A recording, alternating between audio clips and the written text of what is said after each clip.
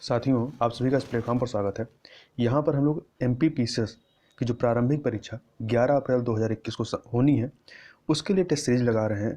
तो यह आज के वीडियो में हम लोग इंदौर की एक कोचिंग है चेतन मीना IAS, चेतन मीना इंस्टीट्यूट, इस कोचिंग का जो टेस्ट सीरीज है, पहला टेस्ट, उसको हम लोग यहाँ पर पूरी व्याख्या के साथ देखेंगे। तो प्रारंभ करते हैं। इसमें पहला प्रश्न है कि चोलकालीन नटराज की कांस्य प्रतिमा में शिव की कितनी भुजा दर्शाई गई है। तो इसमें आप ऑप्शन देखें, इसका जो सही उत्तर है चतुर्भुज है, मतलब 4 भुजाएं दर्शाई गई हैं। तो थोड़ा सा और बात करें तो शिव के तांडव के 2 स्वरूप हैं। पहला उनके क्रोध का परिचायक है तथा क्रोध का परिचायक है और प्रलयंकारी रौद्र तांडव कहलाता है तथा दूसरा जो है उनका वो आनंद प्रदान करने वाला आनंद तांडव है। ठीक है, पहला आपका कौन सा है, रौद्र तांडव, दूसरा आनंद तांडव है। आनंद तांडव में ही वो नटराज के रूप में जो नृत्य करते हैं वो आनंद तांडव से संबंधित है, जिसमें शिव के जो नटराज की मूर्ति है इसमें 4 भुजाओं को दर्शाया गया है। अगला प्रश्न है दूसरा, विश्व दुखों से भरा है, यह सिद्धांत बुद्ध ने कहाँ से ग्रहण किया है। तो यह जो सिद्धांत है यह इन्होंने उपनिषद से लिया है। बी ऑप्शन आपका सही हो जाएगा। अगला प्रश्न है, निम्न में से कौन सा कथन सत्य है। यहाँ 4 कथन दिए गए हैं। हीनयान में बुद्ध को देवता माना गया है। दूसरा, अभिधम्म पिटक बुद्ध की धार्मिक शिक्षा का वर्णन है। तीसरा, शून्यवाद का सिद्धांत नागार्जुन से संबंधित है। और चौथा, बौद्ध धर्म आत्मा की सत्ता को नहीं मानता। तो इसमें आप देखें तो इसमें हमें बताना सत्य कौन सा है। तो हीनयान में बुद्ध को देवता नहीं माना गया है, ठीक है, उन्हें महान तो माना जाता है परंतु देवता के रूप में जो महायान है उसमें माना गया है। जबकि अभिधम्म पिटक जो है बुद्ध की धार्मिक शिक्षा का वर्णन इसमें नहीं है। इसमें जो सही आपका है वो है शून्यवाद का सिद्धांत नागार्जुन से संबंधित है। थोड़ा सा व्याख्या थोड़ा देखें तो शून्यवाद का सिद्धांत नागार्जुन से संबंधित यह कथन जो है यही सत्य है, क्योंकि शून्यवाद या शून्यता बौद्धों की महायान शाखा माध्यमिक विभाग का दार्शनिक सिद्धांत है, जिसमें संसार को शून्य और उसके सब पदार्थों को सत्ताहीन माना जाता है।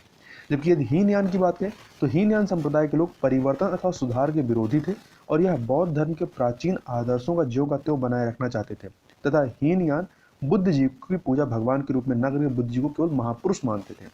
तथा अभिधम्म पिटक की बात करें, अभिधम्म पिटक बुद्ध की धार्मिक शिक्षाओं का वर्णन है।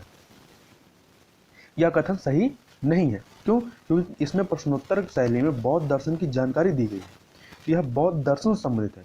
जबकि विनय पिटक में जो है 3 पिटक है ना, विनय पिटक, एक आपका सूत्र पिटक है, विनय पिटक, अभिधम्म पिटक। जो विनय पिटक जो है ये भिक्षु संघ के प्रतिदिन के जीवन जो दिनचर्या के जो नियम है उनसे संबंधित है। जबकि जो शुद्ध पिटक है ये बौद्ध धर्म के सभी धार्मिक मुख्य सिद्धांत स्पष्ट करके समझाए गए हैं इसमें। तो धार्मिक सिद्धांत किसमें है, आपके जो पहला है शुद्ध पिटक उसमें है।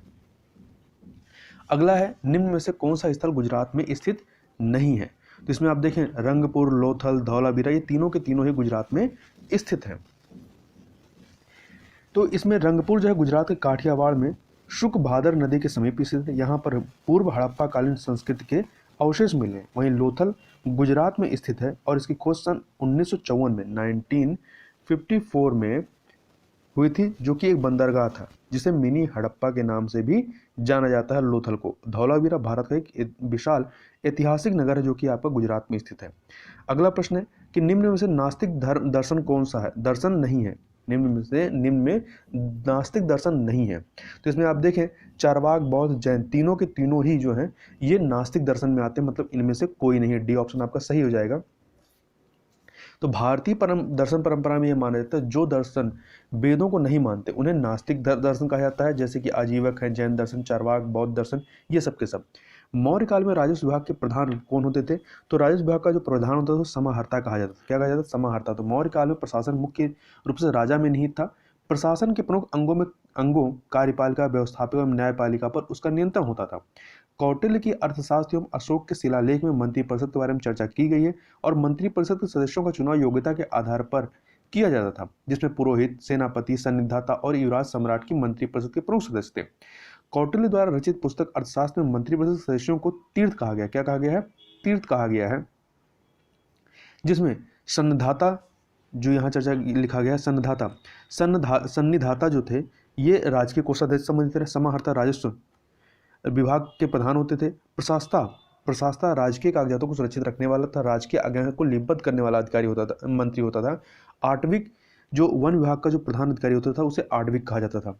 अगला प्रश्न है, प्राचीन इतिहास में किसे शिलादित्य भी कहा जाता था?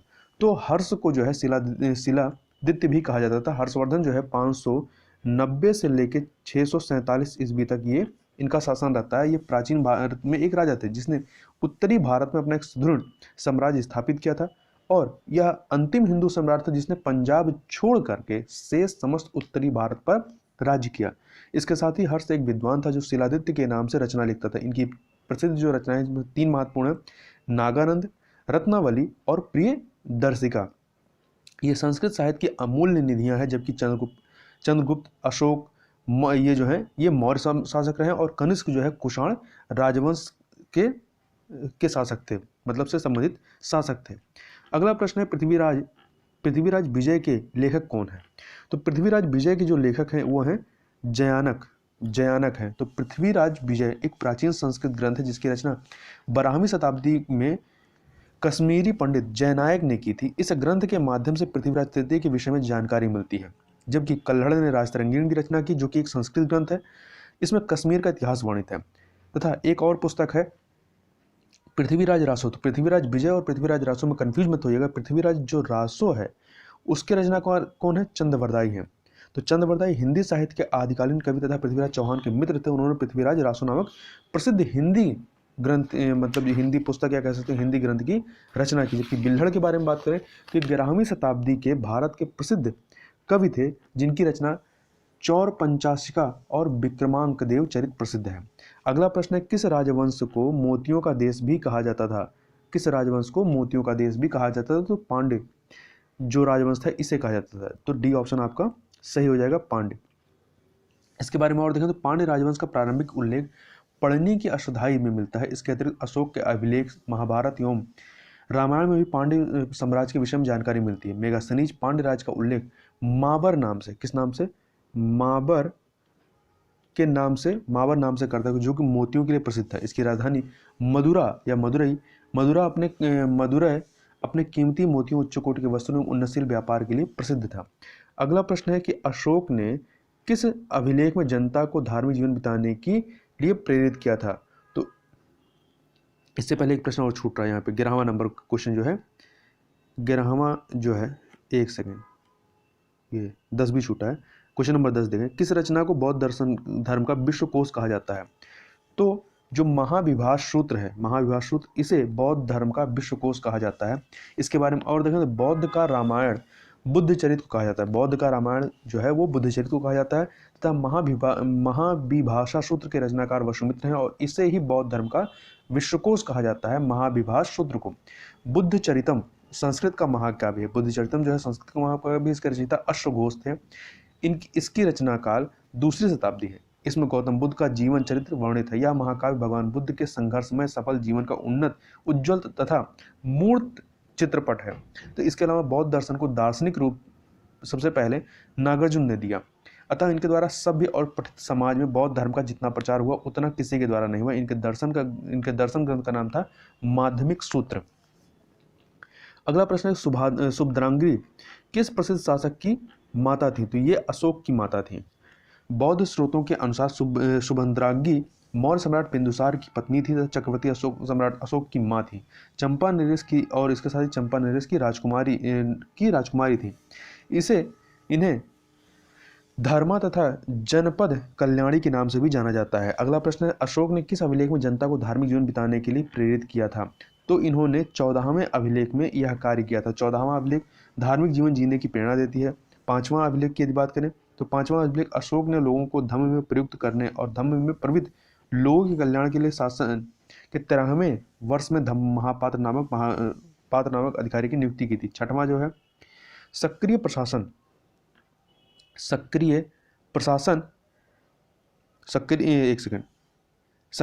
एवं सुदृढ़ व्यापार की जानकारी मिलती है इससे। और 13वां जो आपका शिलालेख है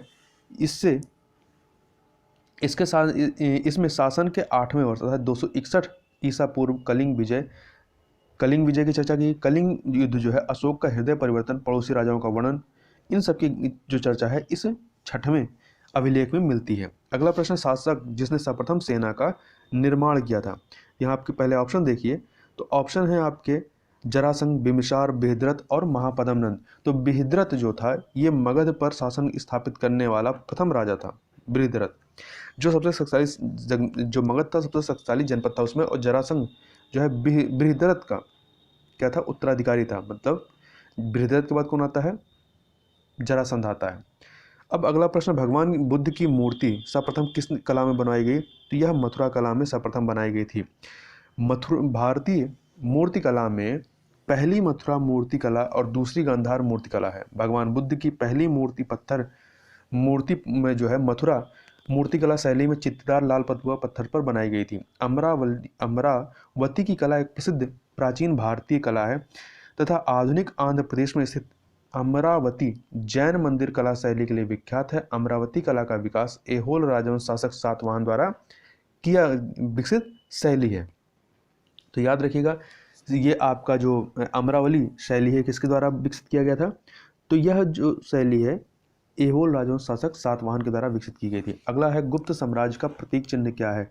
तो इनका प्रतीक चिन्ह गरुड़ है और इनकी शाही मुहर पर गरुड़ का चिन्ह अंकित होता है। गुप्त साम्राज्य का अंतिम शासक कौन था? तो गुप्त साम्राज्य का अंतिम शासक विष्णुगुप्त था। कौन था? विष्णुगुप्त था। अगला है नचिकेत तथा यम के मध्य संवाद है। तो ये आपका कठोपनिषद नहीं है, यहाँ कठोपनिषद होना चाहिए। तो सी वाला ऑप्शन सही हो जाएगा। कठ उपनिषद या कठोपनिषद एक कृष्ण यजुर्वेदीय उपनिषद है जिसमें नचिकेत तथा यम के मध्य संवाद है। और अन्य जो है उनके बारे में बात करें, छंदोपनिषद। तो छंदोपनिषद प्राचीनतम 10 उपनिषदों में से नवा एवं सबसे बृहत्तर है जो सामवेद से संबंधित है। मुंडकोपनिषद अर्थवेद के मंत्र भाग के अंतर्गत आता है। इसमें पदार्थ और ब्रह्म विद्या का विवेचन किया गया है। अगला प्रश्न धर्मचक्र परिवर्तन से संबंधित है। तो धर्मचक्र परिवर्तन संबंधित क्या है? आपका सारनाथ है। ठीक है, तो महात्मा बुद्ध को जब आत्मबोध हो गया इसके पश्चात उन्होंने बनारस के निकट या वाराणसी के निकट सारनाथ में अपने शिष्यों को धर्म के 8 सूत्र बताए जिन्हें अष्टांगिका कहा गया। बुद्ध के उपदेश देने के इस कार्य को ही धर्मचक्र के आरंभ का अथवा परिवर्तन का सूचक माना गया और इसे एक चक्र में 8 तीलियों के रूप में दर्शाया जाने लगा। उसे धर्मचक्र का नाम दिया गया। जबकि सांची का जो संबंध है ये बौद्ध स्तूप तथा श्रावस्ती का बौद्ध व जैन दोनों के तीर्थ स्थान से है। भगवान बुद्ध के जीवन काल में यह कौशल देश की राजधानी थी, श्रावस्ती। अगला प्रश्न है अशोक के द्वारा निर्मित शिलालेख में किस भाषा का प्रयोग किया गया है? तो इसमें प्राकृत भाषा का प्रयोग किया गया है। अशोक के शिलालेख प्राकृत भाषा में लिखे गए तथा इनकी लिपि ब्राह्मी व खरोष्टी है। मध्यकालीन भाषाओं को संयुक्त रूप से प्राकृत भाषा कहा जाता था जिसमें ये मगधी भाषा अधिकतर शिलालेख की मुख्य भाषा है तथा ब्राह्मी लिपि के प्रयोग से लिखी गई है। अगला प्रश्न, पहला अंग्रेज जिसने अशोक के शिलालेख का अध्ययन किया था तो ये थे आपके जेम्स प्रिंसेप। कौन थे? जेम्स प्रिंसेप ने सबसे पहले अध्ययन किया था अशोक के शिलालेख को। James Prinsep east India company में एक अधिकारी के पद पर नियुक्त थे। उन्होंने 1837 ईस्वी में सर्वप्रथम ब्राह्मी और खरोष्टी लिपियों को पढ़ने में सफलता प्राप्त की। सर अलेक्जेंडर कनिंघम के बारे में बात कर लें यदि, तो सर अलेक्जेंडर कनिंघम ब्रिटिश सेना के बंगाल इंजीनियर ग्रुप में इंजीनियर थे जो बाद में भारतीय पुरातत्व, ऐतिहासिक भूगोल तथा इतिहास के प्रसिद्ध विद्वान के रूप में प्रसिद्ध हुए। इनको भारतीय पुरातत्व सर्वेक्षण विभाग का जनक माना जाता है। किसे? सर अलेक्जेंडर कनिंघम को। अगला है भाग और बलि क्या थे? तो भाग और बलि राजस्व के सोर्स थे। तो भाग और बलि राजस्व के कर थे। ऋग्वेद में बलि धार्मिक कर था। ऋग्वेद में बलि जो था धार्मिक कर था जिसका प्रयोग भेंट तथा देवताओं को चढ़ावा के अर्थ में किया गया था। भाग जो होता था ये राजा को भूमि के उत्पादन से प्राप्त होने वाले छठे हिस्से को कहा जाता था। भाग नामक कर राज्य की आय का मुख्य साधन था तथा यह जनता से अनिवार्य रूप से लिया जाता था। अगला है इंडिका किसके द्वारा लिखित है? तो यह जो है मेगास्थनीज के द्वारा लिखित है। मेगास्थनीज सेल्यूकस निकेटर द्वारा चंद्रगुप्त मौर्य की राज्यसभा में भेजा गया था। यह यूनानी राजदूत था। संभवतः वह ईसा पूर्व 304 से 299 के बीच किसी समय पाटलिपुत्र की सभा में उपस्थित हुआ था और भारत में रहकर उसने जो कुछ भी देखा सुना उसे उसने इंडिका नामक अपनी पुस्तक में लिपिबद्ध किया। अगले प्रश्न की तरफ चलते हैं। अगला प्रश्न है, एक सेकेंड, कश्मीर के इतिहास से संबंधित है क्या? इसमें से कौन सी पुस्तक संबंधित है? तो राज तरंगणी जो है ये कश्मीर के इतिहास से संबंधित है। राजतरंगी कल्हड़ द्वारा रचित एक संस्कृत ग्रंथ है। इसमें कश्मीर का इतिहास वर्णित है जो महाभारत काल से आरंभ होता है। इस पुस्तक के अनुसार कश्मीर का नाम कश्यपमेरु था। हड़प्पन कालीन अस्त्र किस धातु से बने होते थे? हड़प्पन कालीन अस्त्र जो है पत्थर से, तांबे से, कांस्य से, सभी से बनाए जाते थे।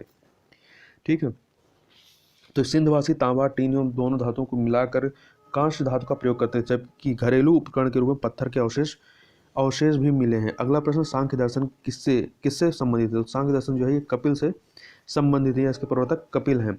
तो भारतीय दर्शन के 6 प्रकारों में से सांख्य भी एक अद्वैत वेदांत से विपरीत मान्यताएं रखने वाला दर्शन है। इसकी स्थापना कपिल मुनि ने की थी। इसकी सबसे प्रमुख धारणा सृष्टि के प्रकृति पुरुष से बनी होने की है। यह प्रकृति यानी कि जो कि पंच महाभूतों से बनी होती है, जड़ है, और पुरुष यानी कि जीवात्मा चेतन है। चार्वाक दर्शन एक प्राचीन भारतीय भौतिकवादी नास्तिक दर्शन है। यह मात्र अप्रत्यक्ष को मानता है तथा पारलौकिक सत्ताओं को यह स्वीकार नहीं करता है। न्याय दर्शन भारत के 6 वैदिक दर्शनों में से एक है। इसके प्रवर्तक ऋषि अच्छपाद गौतम, जिनका व्यवहार न्याय या जिनका न्याय सूत्र इस दर्शन का सबसे प्राचीन एवं प्रसिद्ध ग्रंथ है।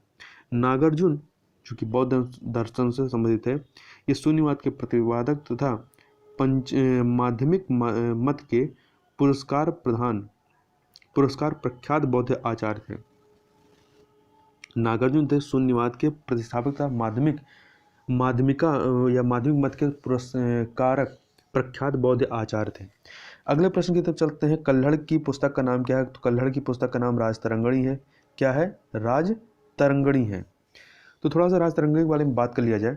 कल्हड़ ने राजतरंगिणी की रचना की जो एक संस्कृत ग्रंथ है। इसमें कश्मीर का इतिहास वर्णित है। इंडिका नामक पुस्तक की बात करें तो यह इंडिका नामक पुस्तक मेगस्थनीज ने लिपिबद्ध किया था तथा अर्थशास्त्र जो है कौटिल्य चाणक्य जो कि 4वीं सदी ईसा पूर्व के थे, इनके द्वारा रचित संस्कृत का एक ग्रंथ है जिसमें राज्य व्यवस्था, कृषि, न्याय एवं राजनीति आदि के विभिन्न पहलुओं पर विचार किया गया है। पुराण की बात करें तो पुराण हिंदुओं के धर्म संबंधी आख्यान ग्रंथ हैं जिनमें संसार, ऋषि, राजाओं के वृतांत आदि हैं। ये वैदिक काल के बहुत समय बाद के ग्रंथ हैं जो स्मृति विभाग में आते हैं। इनकी संख्या कितनी है? 18 है। अगला है मिलिंद पन्हो है। मिलिंद पन्हो के बारे में प्रश्न। तो मिलिंद पन्हो एक पाली ग्रंथ है। इस ग्रंथ में यूनानी शासक मिनांडर एवं प्रसिद्ध बौद्ध भिक्षु नागसेन के बीच वार्तालाप वर्णित है। इस ग्रंथ में महान बौद्ध भिक्षु नागसेन राजा मिलिंद के अनेक गूढ़ दार्शनिक प्रश्नों का उत्तर देते हैं तथा अंतोगत्वा वह उनके प्रभाव से बौद्ध हो जाता है। आगे चलते हैं। अगला है कि अशोक किस शासक के समकालीन थे? अश्वघोष किस शासक के समकालीन थे? तो ये जो है कनिष्क के शासन के समकालीन थे। अश्वघोष बौद्ध महाकवि तथा दार्शनिक था। कुषाण नरेश कनिष्क के समकालीन महाकवि अश्वघोष ने चतुर्थ बौद्ध संगीत की अधिष्ठता की। बुद्धचरित इनकी प्रसिद्ध रचना रही है। आगे देखें यदि तो इनमें से कौन सा 4 धाम में शामिल नहीं है? तो पुरी शामिल है, द्वारिका शामिल है, मानसरोवर शामिल है, रामेश्वरम। तो मानसरोवर इसमें शामिल नहीं है। पुरी, द्वारिका, रामेश्वरम शामिल है पर मानसरोवर शामिल नहीं है, अर्थात आपका सी ऑप्शन जो है वो सही हो जाएगा। अगला है चतुर्थ बौद्ध संगीत के बारे में बात करने से पहले ये थोड़ा सा जो ये 4 धाम इनकी बात कर लेते हैं। तो भारतीय धर्म ग्रंथ में बद्रीनाथ, द्वारका, जगन्नाथपुरी और रामेश्वरम की चर्चा 4 धाम के रूप में की गई है। हिंदू धर्म के संत शंकराचार्य द्वारा नियुक्त 4 मठों के अधीन है। ये जो है 4 मठों के अधीन है। पहला है वेदांत ज्ञान मठ, भारत के दक्षिण में रामेश्वर में स्थित है। गोवर्धन मठ भारत के पूर्वी भाग में उड़ीसा राज्य के जगन्नाथपुरी में स्थित है। शारदा या कालिका मठ गुजरात के द्वारका धाम में स्थित है। उत्तरांचल के बद्रीनाथ में स्थित है ज्योतिर्मठ। तो इतनी चीजें इसमें शामिल हैं। अगला है चतुर्थ बौद्ध संगीत कब हुई थी? तो चतुर्थ बौद्ध संगीत जो है ये कहाँ हुई थी ये पूछना चाह रहे हैं। तो कुंडलवन में हुई थी। चतुर्थ बौद्ध संगीत जिसे अंतिम बौद्ध संगीत माना जाता है का आयोजन कुषाण शासक कनिष्क के शासनकाल लगभग 120 से 144 ईस्वी में हुई। यह संगीत जो है कश्मीर के कुंडलवन में आयोजित की गई थी और इस संगीत के अध्यक्ष वासुमित्र एवं उपाध्यक्ष अश्वघोष थे जो तथा इसी संगीत में जो है बौद्ध धर्म दो शाखाओं हीनयान और महायान में विभाजित हो जाता है। अगले प्रश्न की तरफ चलते हैं। प्रश्न है, इनमें से किस चोल शासक ने अपने शासनकाल के दौरान मालदीव की विजय की थी? तो आपका सही उत्तर है राजा राज चोल प्रथम। राज चोल प्रथम जो थे, इन्होंने यहाँ पे विजय की थी।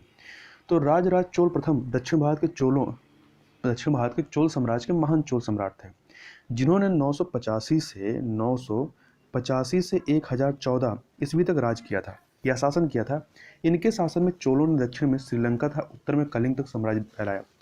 राज प्रथम ने या राजराज चोल ने कई नौसैन्य अभियान भी चलाए, जिसके फलस्वरूप मालाबार तट, मालदीव तथा श्रीलंका को पर इन्होंने आधिपत्य जमाया।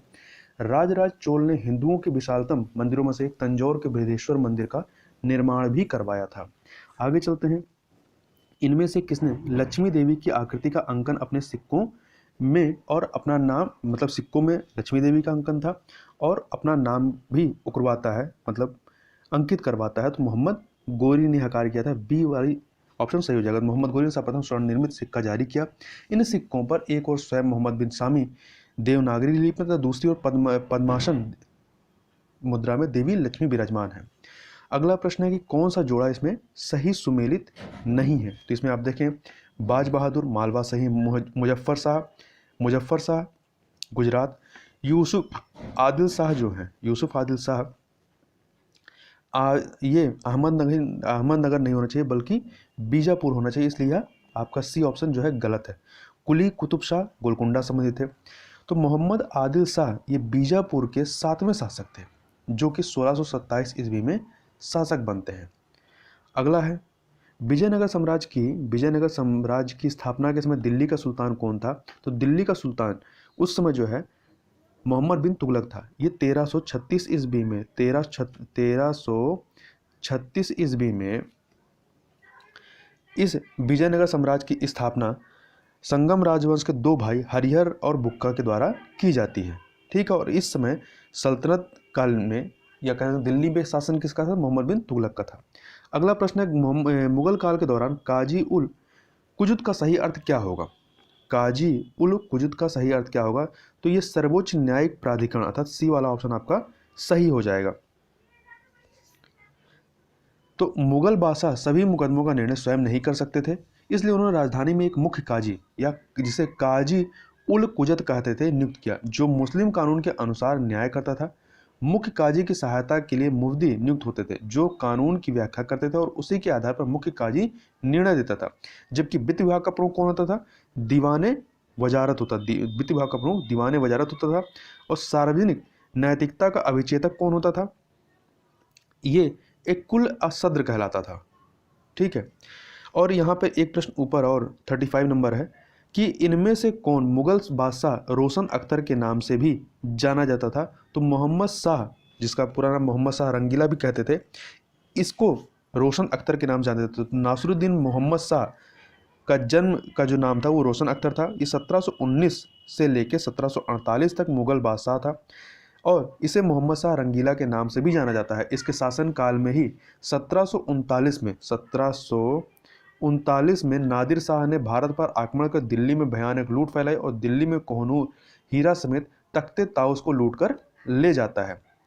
अगले प्रश्न की तरफ चलते हैं कि इनमें से किस सुल्तान के द्वारा प्रथम बार किसानों पर करारोपण किया गया था? तो यह प्रथम बार करारोपण जो कार्य करता है वो अलाउद्दीन खिलजी करता था। तो ये ऑप्शन आपका सही हो जाएगा। तो भू राजस्व निर्धारण के लिए भूमि के माप को आधार बनाया गया। इसके साथ साथ राजस्व की वसूली पर भी खिलजी ने विशेष बल दिया। इसके लिए अलग से कर्मचारियों को नियुक्त किया गया तथा बकाया राशि की वसूली के लिए दीवाने मुस्कराज नामक अधिकारी को नियुक्त किया गया। नए नए करों या टैक्सेस का आरोप को लगाया गया, जैसे घर ही कर ये आवास कर होता था, चरही कर चरागाह कर होता था। आगे चलते हैं क्वेश्चन नंबर 38 पर। तो क्वेश्चन नंबर 38 है कि प्रथम भारतीय शासक जिसने हज यात्रा का आयोजन राज्य के खर्चे से किया था? तो फिरोज शाह तुगलक के द्वारा हज यात्रा का आयोजन राज्य के खर्चे से किया गया। फिरोज शाह तुगलक, बी ऑप्शन सही हो जाएगा। जबकि अकबर के समय में यह बड़े स्तर पर होता है। मनसबदारी व्यवस्था कहाँ से ली गई है? तो मनसबदारी व्यवस्था जो है ये मंगोलिया से ली गई है। तो मनसबदारी प्रथा मुगल काल में प्रचलित थी, या मूल रूप से मंगोलिया की थी। भारत में इसकी शुरुआत अकबर ने की थी और मनसब का अर्थ होता है पद, दर्जा या ओहदा। मनसबदारी प्रणाली की शुरुआत मंगोल आक्रमणकारी चंगेज खान ने की थी। उसने अपनी सेना को दशमलव के आधार पर संगठित किया था और इसकी सबसे छोटी इकाई में जो है तो 10 सिपाही हुआ करते थे, मतलब 10 सिपाहियों की सबसे छोटी इकाई होती थी। अगला प्रश्न है कि इनमें से किस क्षेत्र को पूर्व मध्यकाल में जेजाक भुक्ति के नाम से जाना जाता था? तो बुंदेलखंड को जो है जेजाक भुक्ति के नाम से जानते थे। बी ऑप्शन सही हो जाएगा। जेजाक भुक्ति के राजा या जिजौली गुप्त काल का एक प्रसिद्ध राज्य था जो यमुना और नर्मदा नदियों के बीच में स्थित था। इसे अब बुंदेलखंड के नाम से जानते हैं। इस पर चंदेल राजाओं का शासन था। यह अब आंशिक रूप से उत्तर प्रदेश में तथा आंशिक रूप से मध्य प्रदेश में पड़ता है। अगला प्रश्न, इनमें से किस पाल राजा ने विक्रमशिला विश्वविद्यालय की स्थापना कराई थी? तो धर्मपाल ने, अर्थात बी ऑप्शन जो है वो सही हो जाएगा। धर्मपाल ने विक्रमशिला जो विश्वविद्यालय इसकी स्थापना कराई थी। और यह है कहाँ पे? तो बिहार राज्य के भागलपुर जिले में यह स्थित है। इसकी स्थापना कब होती है? ये इनका जो शासनकाल था धर्मपाल का, ये 775 से लेकर के 800 ईस्वी तक ये शासन करते हैं। इसी समय में ये इसका निर्माण करवाते हैं। अगला प्रश्न है कि दिल्ली सल्तनत के किस शासक ने इक्ता प्रथा को समाप्त कर दिया था? तो इक्ता प्रथा को समाप्त करने का कार्य जो है वो अलाउद्दीन खिलजी के द्वारा किया जाता है। तो इल्तुतमिश ने इक्ता प्रथा 1226 ईस्वी में प्रारंभ की थी। इसका इक्ता का अर्थ होता है धन के स्थान पर तनख्वाह के रूप में भूमि प्रदान करना। ठीक है, मतलब आपको नगद में वेतन नहीं मिलता था, उसके बदले में आपको जमीन दी जाती थी जिससे आप टैक्सेस उगा सकते थे। तो इक्ता प्रथा के अंतर्गत सैनिकों या राज्य अधिकारियों और कर्मचारियों को वेतन में रुपए पैसों की जगह भूमि दी जाती थी। इक्ता प्रथा का अंत अलाउद्दीन खिलजी ने किया था। फिर से राज्य कर्मचारियों के वेतन के रूप में नगद भुगतान फिर से ये शुरू कर देता है। अगला है कि भारत में पहली बार शुद्ध अरबी सिक्के चलाने वाला पहला शासक कौन था? तो यह कार्य जो है इल्तुतमिश के द्वारा किया जाता है। सी ऑप्शन सही हो जाएगा। जीतल जो है सल्तनत काल में प्रसिद्ध या प्रचलित चांदी का सिक्का था तथा इल्तुतमिश पहला तुर्क सुल्तान था जिसने शुद्ध अरबी सिक्के चलवाए। उसने सल्तनत कालीन 2 महत्वपूर्ण सिक्के, चांदी का टका जो कि लगभग 175 ग्राम का था, दूसरा तांबे का जीतल चलवाया था। इल्तुतमिश ने सिक्कों पर टकसाल के नाम अंकित करवाने की परंपरा को भी प्रारंभ किया था। अगला प्रश्न है कि बाबरनामा किस भाषा में लिखी गई है? तो बाबरनामा जो है ये चगताई तुर्क भाषा में, चगताई तुर्क भाषा में लिखी गई बाबरनामा, या जिसे तुजक ए बाबरी नाम से भी जानते हैं, मुगल साम्राज्य के पहले सम्राट बाबर की आत्मलिखित जीवनी इन्होंने खुद लिखा था। यह इन्होंने अपनी मातृभाषा चगताई तुर्की में लिखी थी। बाबरनामा को मुख्यतः 3 हिस्सों में बांटा जा सकता है तथा बाबर ने अपनी जीवनी मातृभाषा चगताई या तुर्की भाषा का पुराना स्वरूप इसमें लिखी थी। बाद में बाबर के पुत्र अकबर ने तुजुक ए बाबरी का फारसी भाषा में अनुवाद अब्दुल रहीम खान खाना के द्वारा करवाते हैं। ठीक है, और इसमें अनुवाद कराकर किताब को चित्रों से सजवाते हैं। अकबर ने ईरान के 2 मशहूर कलाकारों मीर सज्जीद अली और अब्द अश शमद को हिंदुस्तान आने का निमंत्रण भेजा। इन दोनों कलाकारों ने स्थानीय कलाकारों या चित्रकारों की मदद से बाबरनामा के अद्भुत चित्र बनवाए। 145 चित्रों वाली बाबरनामा 1598 में 1598 में यह तैयार होता है। बाबरनामा के चित्रों से मुगल कालीन कला की शुरुआती झलक मिलती है। अगला प्रश्न है कि किस मुगल शासक ने सिक्कों में कलमा लिखने की प्रथा बंद कर दी थी? तो यह बंद करने का कार्य जो है औरंगजेब के द्वारा कराया जाता है। बी ऑप्शन सही हो जाएगा। अगला प्रश्न है मेरठ मराठा सेना पद्धति में शाही घुड़सवार सेना के लिए किस शब्द का प्रयोग किया गया है? तो बरगीर का प्रयोग किया गया है। तो बी ऑप्शन सही हो जाएगा। शिवाजी ने घुड़सवारों के 2 श्रेणियों में बांटा था। घुड़सवारों को 2 श्रेणियों में बांटते हैं।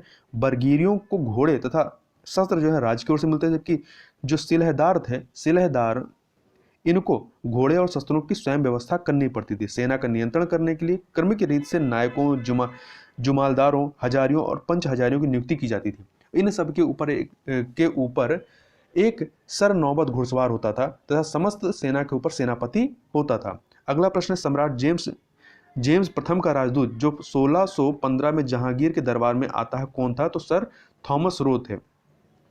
सर थॉमस रो आते हैं। तो सन 1601 से 3 तक अंग्रेजों ने दक्षिण एशिया में प्रवेश कर लिया था तथा सबसे पहले ईस्ट इंडिया कंपनी ने सुमात्रा, जो इंडोनेशिया वाला इलाका है, इंडोनेशिया का सुमात्रा जो द्वीप है, इसके बैंटम में अपनी व्यापारिक कोठी खोली। 1608 ईस्वी में हेक्टर जहाज का कमांडर विलियम हॉकिंस जो है व्यापार की अनुमति के लिए मुगल बादशाह जहांगीर के दरबार में आता है। तो यदि ऐसे पूछा जाता तो आपका उत्तर क्या होता? विलियम हॉकिंस होता। वैसे ऑप्शन में भी ये नहीं है। इस समय तक ये जो है अनुमति के लिए मुगल बादशाह जहांगीर के दरबार में गया। इस समय तक यूरोप के अनेक प्रतिद्वंदी पुर्तगालियों का मुगल दरबार में दबदबा कायम हो चुका था। ऐसे में विलियम हॉकिंस को मुगलों के साथ बिना किसी समझौते के वापस लौटना पड़ा। आगे चलकर ईस्ट इंडिया कंपनी ने सन 1615 में सम्राट जेम्स प्रथम से मुगल दरबार में व्यापार के लिए एम्बेसडर या राजदूत भेजने की अनुमति प्राप्त कर ली। आखिरकार सर थॉमस रो को ब्रिटिश सम्राट का दूत बनाकर मुगल बादशाह जहांगीर के दरबार में भेजा गया था। सर थॉमस रो एक अनुभवी, दृढ़, साहसी और प्रबंधन कौशल से भरा हुआ एक चालाक अंग्रेज था। वह वहां पे अगले 3 सालों तक आगरा में रहता है। इस दौरान उसने अपनी प्रतिभा के बल पर मुगल दरबार से पुर्तगाली प्रभाव को खत्म करने का काम करता है। अगला प्रश्न है, खुसरो किस मुगल बादशाह का पुत्र था? तो आप देखें, खुसरो मिर्जा ये जहांगीर का सबसे बड़ा पुत्र था। जहांगीर किसका पुत्र था? शाहजहां का, और शाहजहां अकबर का पुत्र था। तो जहांगीर का ये सबसे बड़ा पुत्र था खुसरो मिर्जा। इसने अपने पिता और उस समय के मुगल शासक जहांगीर के खिलाफ 1605 ईस्वी में विद्रोह कर दिया था, और उसने लाहौर के किले की घेरेबंदी करने से पूर्व सिखों के 5वें गुरु अर्जुन देव का आशीर्वाद लिया था, जिससे नाराज होकर के बाद में जहांगीर ने अर्जुन देव को मरवा दिया था। हालांकि खुसरो मिर्जा का जो कह सकते हैं जो विद्रोह था, उसे मुगलों के द्वारा दबा दिया जाता है। आगे चलते हैं, अगला प्रश्न है, जप्ती पद्धति एवं दहसाला पद्धति को किसने प्रारंभ किया था? तो यह जो पद्धति है, ये राजा टोडरमल के द्वारा प्रारंभ की जाती है। तो अकबर के वित्त मंत्री के रूप में राजा टोडरमल ने राजस्व एकत्र करने की नई व्यवस्था शुरू की, जो कि जप्ती व्यवस्था या दहसाला व्यवस्था के नाम से जानी गई। इस प्रणाली के अंतर्गत राजा टोडरमल ने अलग अलग फसलों पर नगद के रूप में वसूल की जाने वाली लगान का करीब 10 वर्षों का औसत निकालकर उस औसत का 1/3 भू राजस्व के रूप में निश्चित किया। अकबर के शासनकाल में 1571 से 1580 ईस्वी, लगभग 10 वर्षों के आंकड़ों के आधार पर भू राजस्व का औसत निकालकर आईने दहसाला प्रणाली को लागू किया गया था। आगे चलते हैं, अगला प्रश्न है, राजतरंगी का फारसी में अनुवाद से संबंधित व्यक्ति कौन है? किसने अनुवाद किया था? तो जैनुल आबदीन जो थे, ये इसका फारसी में अनुवाद करते हैं। अगला प्रश्न है, किस शासक ने पूर्व पश्चिम समुद्रेश्वर की उपाधि धारण की थी? तो यह उपाधि जो है हरिहर प्रथम, सी ऑप्शन आपका सही जगह, हरिहर प्रथम के द्वारा धारण की गई थी। हरिहर प्रथम ने तुंगभद्रा के दक्षिण के राज्य पर अधिकार कर लिया। उसने पूरब पश्चिम समुद्र दिशावर की उपाधि धारण की, जिसका अर्थ है पूरब और पश्चिम के समुद्र का स्वामी। अगला प्रश्न है, चित्तौड़गढ़ में विजय स्तंभ की स्थापना राजा कुंभा की विजय स्मृति में बनवाया गया। राजा कुंभा ने किस युद्ध में विजय के स्वरूप इस विजय स्तंभ को या विजय स्मृति को बनवाया था, या विजय स्तंभ को बनवाया था? वो युद्ध कौन सा है? तो इसका सही उत्तर है आपका बी ऑप्शन, सारंगपुर का युद्ध। सारंगपुर का युद्ध जो होता है, ये 1437 में होता है। 1437 में यह होता है, और यह मेवाड़ के महाराणा कुंभा व मालवा के सुल्तान महमूद खिलजी के मध्य में होता है, जिसमें महाराणा कुंभा की विजय होती है और जीत के उपलक्ष्य में विजय स्तंभ का निर्माण करवाते हैं। आगे, राजस्थान का कौन सा शासक पितृ हत्या का दोषी था? तो राणा कुंभा, जिसके ऊपर हम लोग चर्चा कर रहे थे। तो राणा कुंभा को इनका जो पूरा नाम था महाराणा कुंभकर्ण था, तो शॉर्ट में राणा कुंभा कहा जाता है, महाराणा कुंभकर्ण। ये महाराणा मोकल के पुत्र थे और इनकी हत्या के बाद गद्दी पर बैठे, और महाराणा कुंभा या राणा कुंभा, इन्हें चित्तौड़ दुर्ग का आधुनिक निर्माता भी माना जाता है, क्योंकि इन्होंने चित्तौड़ दुर्ग के अधिकांश वर्तमान भाग का निर्माण कराया। 1437 ईस्वी में मालवा के सुल्तान महमूद खिलजी को भी उन्होंने उसी साल सारंगपुर के पास बुरी तरह से हराया, और इस विजय के स्मारक स्वरूप चित्तौड़गढ़ का विख्यात विजय स्तंभ बनवाया था। अगला प्रश्न, इनमें से कौन सा मुगल बादशाह बीड़ा वादन के लिए जाना जाता है? औरंगजेब बजाता था। अगला प्रश्न है, जबकि इसके समय में संगीत पर रोक थी और फिर भी यह बीड़ा बजाता था। अगला है, इनमें से कौन सा मुस्लिम विद्वान महमूद गजनी के समय भारत आता है? तो अलबरूनी जो है, ये इनके साथ आता है। अलबरूनी के अलावा फिरदौसी, उतबी, फारूकी आदि महमूद गजनी के साथ भारत आते हैं, जबकि अमीर खुसरो बाद के हैं, ये 1253, ये यहीं के थे, ये बाहर से नहीं आते हैं। 1253 से 1325। और एल इदरिसी एक प्रमुख अरब भूगोल वेदता था। आगे देखते हैं, वास्तविक रूप से अकबरनामा किस भाषा में लिखी गई थी? तो वास्तविक रूप से जो अकबरनामा है, ये फारसी भाषा में लिखी गई थी। कबीर इनमें से किस संत के शिष्य थे? तो ये किसके शिष्य थे? रामानंद के शिष्य थे। स्वामी रामानंद को मध्यकालीन भक्ति आंदोलन का महान संत माना जाता है। उन्होंने राम भक्त की धारा को समाज के निचले तबके तक पहुंचाया, और वह पहले ऐसे आचार्य हुए जिन्होंने उत्तर भारत में भक्ति का प्रचार किया, और उन्होंने तत्कालीन समाज में व्याप्त बुराइयों जैसे छुआछूत, ऊंच नीच और जात पात का विरोध किया, और उन्होंने सभी जातियों के लिए भक्ति के मार्ग का द्वार खोला। उन्होंने अनंतानंद, भावानंद, पीपा, सेन, धन्ना, नाभादास, नरहर नंद, सुखानंद, कबीर, रैदास, सुरसरी, पद्मावती जैसे 12 लोगों को अपना शिष्य बनाया, जिन्हें द्वादश महाभागवत के नाम से जाना जाता है। अगला प्रश्न देखें कि अमोघ वर्ष का संबंध किस राजवंश से रहा है। तो अमोघ वर्ष का संबंध जो है राष्ट्रकूट राजवंश से रहा है। अमोघ वर्ष प्रथम 800 से 878 ईस्वी तक ये शासन करते हैं। भारत, इनका जो टाइम पीरियड रहता है, जो जीवित रहते हैं, 800 से 878 तक रहते हैं। भारत के राष्ट्रकूट वंश के महानतम शासक थे, वह जैन धर्म के अनुयायी थे। इतिहासकारों ने अमोघ वर्ष की शांति प्रियता एवं उदारवादी धार्मिक दृष्टिकोण के लिए उन्हें सम्राट अशोक सेन की तुलना करते हैं तथा अमोघ वर्ष के शासनकाल में कई संस्कृत एवं कन्नड़ के विद्वानों को प्रशय मिला, जिनमें महान गणतज्ञ महावीराचार्य का नाम प्रमुख है। जैनाचार्य के उपदेश से उसकी प्रवृत्ति, मतलब अमोघ वर्ष की जैन की तरफ वो प्रवृत्त होता है, जैन धर्म की तरफ। और कविराज मार्ग और प्रश्नोत्तर मलिका, जो ये पुस्तकें हैं, ये अमोघ वर्ष के द्वारा रचित हैं।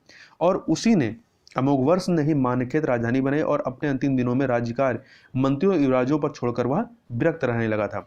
अगला है कि प्रसिद्ध लिंगराज मंदिर किस राज्य में अवस्थित होती है। उड़ीसा में अवस्थित है। बी ऑप्शन सही हो जाएगा। तो लिंगराज मंदिर भारत के उड़ीसा प्रांत की राजधानी भुवनेश्वर में स्थित, या भुवनेश्वर का मुख्य मंदिर है, या भगवान त्रिभुवनेश्वर को समर्पित है। इसे ययाति केसरी ने 11वीं शताब्दी में बनवाया था, यद्यपि इस मंदिर का वर्तमान स्वरूप 12वीं शताब्दी में बना है। अगला प्रश्न है, रामानुजाचार्य ने इनमें से किस पर बल दिया। तो इन्होंने भक्ति मार्ग पर बल दिया था। अगला है, गुरु नानक देव का जन्म कब हुआ था। तो 20 अक्टूबर 1469 में। याद रखिएगा, जो गुरु नानक थे ये आपके बाबर के समकालीन थे। तो आप पानीपत का युद्ध याद रखिएगा 1526 में होता है, उस समय बाबर, तो मतलब कि ये उसके समकालीन थे, तो पहले ही 1526 के ही पहले पैदा हुए होंगे, तो 1469। अगला है प्रश्न है कि किस यात्री ने अपने अनुभवों को किताबे रहला में समझाया है, में साझा किया है। तो इब्न बतूता ने यह किया है। इब्न बतूता एक अरब यात्री, विद्वान तथा लेखक था, जो उत्तर अफ्रीका के मोरक्को से भारत आता है। उसका पूरा नाम मोहम्मद बिन अब्दुल्ला इब्न बतूता था।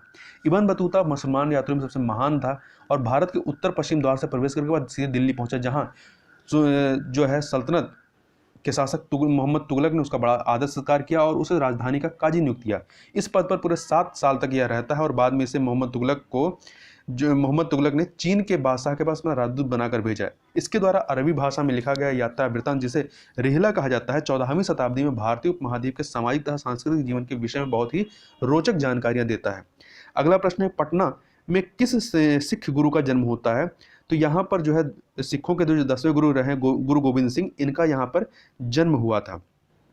तो पटना साहिब या श्री हरमिंदर जी पटना शहर में स्थित एक गुरु सिख आशा जुड़ा एक ऐतिहासिक दर्शनीय स्थल है।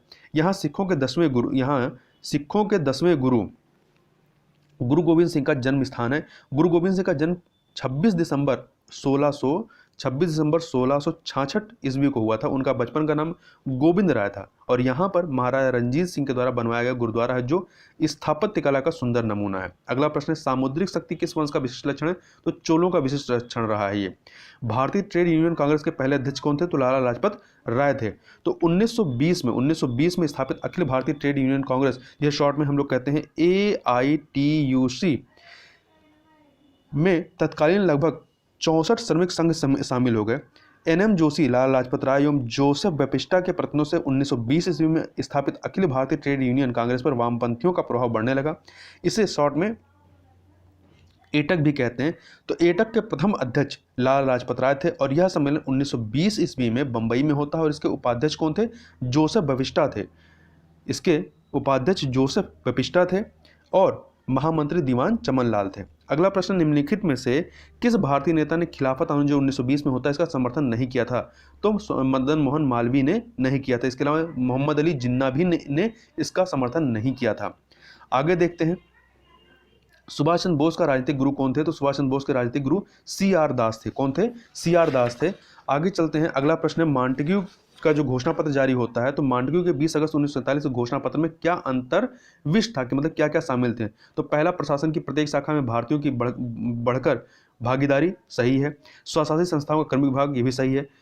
ब्रिटिश साम्राज्य का स्वतंत्र उत्तरदायी सरकार का गठन, ये नहीं सही है, गलत है। इस नीति का उत्तरोत्तर चरणों में विकास प्राप्त करना, ये सही है। तो पहला, दूसरा, चौथा सही है। तो आपका C ऑप्शन सही हो जाएगा। अब तीसरा सही नहीं है। इसके बाद थोड़ी सी और बात करें तो मॉन्टेग्यू घोषणा 20 अगस्त 1917 ईस्वी को हुई थी। लॉर्ड मॉन्टेग्यू ने ब्रिटिश संसद में यह घोषणा की थी कि ब्रिटिश सरकार का उद्देश्य भारत में उत्तरदायी शासन की स्थापना करना है, न स्वतंत्र। तो यहाँ पे उत्तरदायी शासन की स्थापना, ना कि स्वतंत्र उत्तरदायी सरकार के गठन की बात की गई है। ठीक है, उत्तरदायी की बात की गई, स्वतंत्र सरकार की बात नहीं कही गई है। अगला है, निम्न में से कौन बंबई की त्रिमूर्ति के नाम से विख्यात रहे हैं? तो फिरोज शाह मेहता, बदरुद्दीन तैयब जी और केटी तेलंगी, ये तीनों लोग बंबई की त्रिमूर्ति के नाम से फेमस रहे हैं। तो सी ऑप्शन सही हो जाएगा। अगला है, बंगाल विभाजन के समय बंगाल का लेफ्टिनेंट गवर्नर कौन था? तो बंगाल विभाजन के समय भारत का गवर्नर कौन था? लॉर्ड कर्जन था। 1905 में जब बंगाल विभाजन हुआ था तो 1905 में लॉर्ड कर्जन था, जबकि बंगाल जो है इसका लेफ्टिनेंट गवर्नर कौन था? सर एंड्रयूज फ्रेजर था। बंगाल विभाजन को इतिहास में बंग भंग के नाम से भी जाना जाता है। यह अंग्रेजों की फूट डालो शासन करो वाली नीति का ही एक अंग था। बंगाल प्रेसिडेंसी तत्कालीन सभी प्रेसिडेंसियों में सबसे बड़ी थी। इसमें पश्चिम और पूर्वी बंगाल सहित बिहार और उड़ीसा भी शामिल थे, और असम जो है यह बंगाल से 1874 में ही अलग हो चुका था। अगला प्रश्न, तिनकटिया पद्धति का संबंध किस आंदोलन से है? तो तिनकटिया पद्धति का संबंध चंपारण से, जो कि 1917 में यह आंदोलन होता है, इससे संबंधित। अगला है, तिलक ने शिवाजी महोत्सव की शुरुआत कब की थी? तो 1895 में, जबकि गणेश महोत्सव की शुरुआत 1893 में करते हैं। अगला है, समानांतर सरकार की स्थापना बलिया और सतारा में की गई थी। इसमें से बलिया में किसने नेतृत्व किया था? तो चित्तू पांडे ने किया था। अगला है, अखिल भारतीय छुआछूत विरोधी लीग की स्थापना किसने की थी? तो महात्मा गांधी के द्वारा की गई थी। हरिजन सेवक संघ की स्थापना 30 सितंबर 1932 को एक अखिल भारतीय संगठन के रूप में होती है। पहले इस संगठन का नाम अस्पृश्यता निवारण संघ रखा गया था, जिसे 13 सितंबर 1933 को हरिजन सेवक संघ कर दिया गया। इसके प्रथम अध्यक्ष प्रसिद्ध उद्योगपति घनश्याम दास बिड़ला थे तथा सचिव उसके कौन थे? अमृतलाल विठल दास ठक्कर हुए थे। अगला है, भारतीय कम्युनिस्ट पार्टी बंबई में किसने स्थापित की थी? तो योगेश चटर्जी के द्वारा यहां पर स्थापित की गई थी। अगले प्रश्न की तरफ चलते हैं। अगला प्रश्न, काकोरी कांड किस वर्ष हुआ था? तो यह काकोरी कांड जो है 1925 में हुआ था। काकोरी कांड भारतीय स्वतंत्रता संग्राम के क्रांतिकारियों के द्वारा हथियार खरीदने के लिए ब्रिटिश सरकार का खजाना लूट लेने की ऐतिहासिक घटना थी, जो कि 1925 को घटती है। राम प्रसाद बिस्मिल ने अंग्रेज सरकार का खजाना लूटने की योजना बनाई थी, और इस योजना अनुसार दल के ही एक प्रमुख सदस्य राजेंद्र नाथ लहड़ी काकोरी रेलवे स्टेशन से छूटी 8 down Saharanpur Lucknow passenger train को चेन खींचकर रोकते हैं, और क्रांतिकारी पंडित राम प्रसाद बिस्मिल के नेतृत्व में अशफाक उल्लाह खां, पंडित चंद्रशेखर आजाद व 6 अन्य सहयोगियों की सहायता से समूची लौहपत गामने तथा ट्रेन को प्रधावा बोलते हुए सरकारी खजाना लूट लिया गया था। बाद में अंग्रेज सत्ता उनकी पार्टी हिंदुस्तान रिपब्लिकन एसोसिएशन के कुल 40 क्रांतिकारियों पर सम्राट के विरुद्ध सशस्त्र युद्ध छेड़ने, सरकारी खजाना लूटने व यात्रियों की हत्या करने का प्रकरण चलाया गया, जिसमें राजेंद्र नाथ लहड़ी, पंडित राम प्रसाद बिस्मिल, अशफाक उल्लाह खां तथा ठाकुर रोशन सिंह को मृत्युदंड अर्थात फांसी की सजा सुनाई गई। इस प्रकरण में 16 अन्य क्रांतिकारियों को कम से कम 4 वर्ष की सजा से लेकर के अधिकतम काला पानी अर्थात आजीवन कारावास तक का दंड दिया गया था। अगला प्रश्न, न्यू इंडिया यह पुस्तक किसके द्वारा लिखित है? तो एनी बेसेंट के द्वारा। ए ऑप्शन सही हो जाएगा। अगला है, स्वदेश बांधव समिति की स्थापना किसने की थी? तो अश्विनी कुमार दत्त ने की थी। ठीक है, इस संगठन का उद्देश्य स्वदेशी उत्पादों के इस्तेमाल में वृद्धि करना और विदेशी उत्पादों का बहिष्कार करना था। अगला है, बंगाल में अनुशीलन समिति का गठन किसने किया था? तो बारिंद कुमार घोष और भूपेंद्र नाथ दत्त ने मिलकर था। सी ऑप्शन सही हो जाएगा। तो अनुशीलन समिति भारत के स्वतंत्रता संग्राम के समय बंगाल में बनी अंग्रेज विरोधी गुप्त क्रांतिकारी सशस्त्र संस्था थी। इसका उद्देश्य वंदे मातरम के प्रणेता व प्रख्यात बंगाल उपन्यासकार बंकिम चंद्र चट्टोपाध्याय के बताए गए मार्ग का अनुशीलन करना था। सतीश चंद्र बसु ने 24 मार्च 1902 को अनुशीलन समिति की स्थापना की थी, जबकि बंगाल में अनुशीलन समिति की स्थापना बारिंद घोष व भूपेंद्र नाथ दत्त ने की थी। आगे देखते हैं, भूपेंद्र नाथ दत्त जो है स्वामी विवेकानंद के भाई थे। अगला है, पहली क्रांतिकारी संस्था कौन सी थी? तो पहली क्रांतिकारी संस्था जो थी वो अनुशीलन समिति थी। अगला है, फिनिक्स आश्रम की स्थापना कहाँ हुई थी? तो दक्षिण अफ्रीका के डरबन में हुई थी।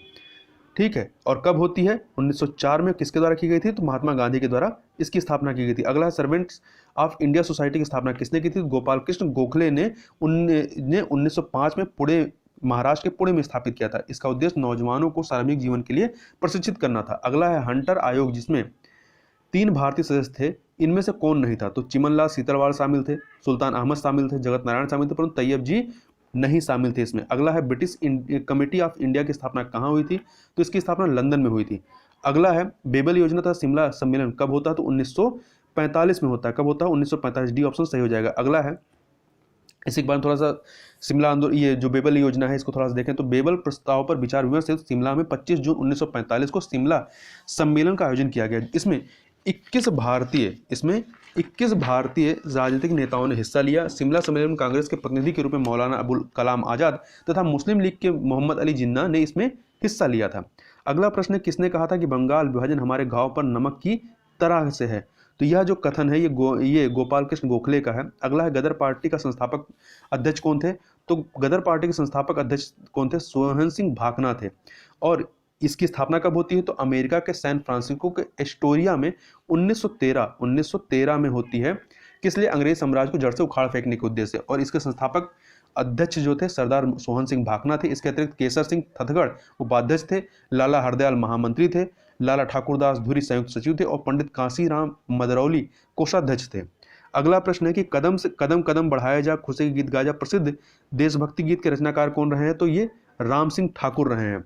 कदम कदम बढ़ाया जा सुभाष चंद्र बोस द्वारा संगठित आजाद हिंद फौज का तेज कदम ताल गीत था। इसके बोल सन 1942 में कप्तान राम सिंह ने लिखे थे। अगला प्रश्न है, कैप्टन पैराडाइज किस यूरोपीय कंपनी से संबंधित है? तो यह फ्रांसीसी कंपनी संबंधित रहा। अगला है, प्लासी का युद्ध कब होता है? तो प्लासी का युद्ध 23 जून 1757 को होता है। तो प्लासी का युद्ध 23 जून 1757 को मुर्शिदाबाद के दक्षिण में 22 मील दूर नदिया जिले में गंगा नदी के किनारे प्लासी नामक स्थान पर होता है। इस युद्ध में एक और ब्रिटिश ईस्ट इंडिया कंपनी की सेना थी, तो दूसरी ओर थी बंगाल के नवाब की सेना। कंपनी की सेना ने रॉबर्ट क्लाइव के नेतृत्व में नवाब सिराजुद्दौला को यहाँ पर पराजित किया था। अगले प्रश्न की तरफ चलते हैं, क्वेश्चन नंबर 91 की तरफ।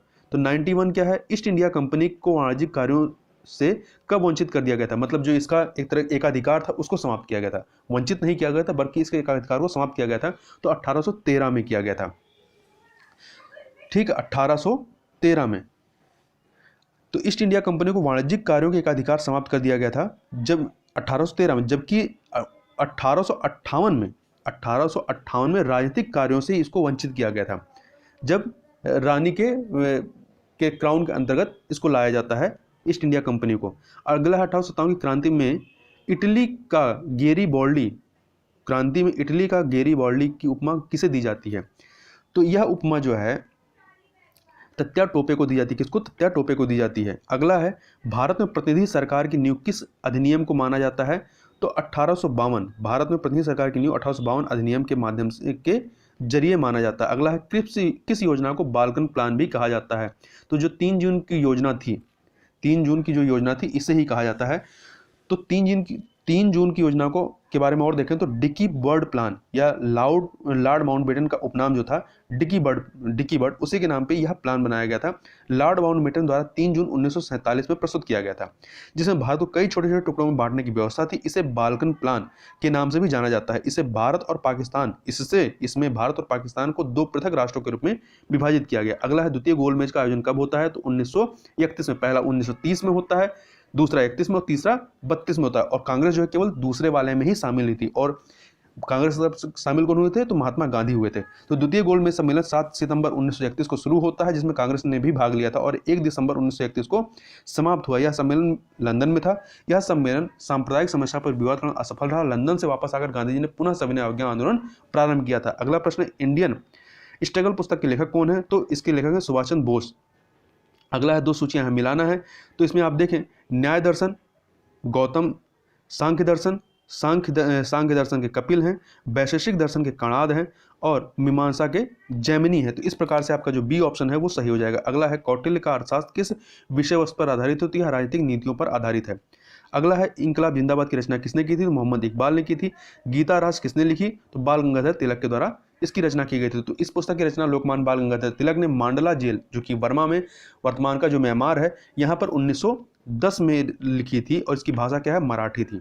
तो इस प्रकार से यहाँ पर हमने पूरे 100 प्रश्नों को पूरी व्याख्या के साथ देखा। तो इस वीडियो में बस इतना ही। मिलते हैं नेक्स्ट वीडियो में, तब तक के लिए बहुत बहुत धन्यवाद।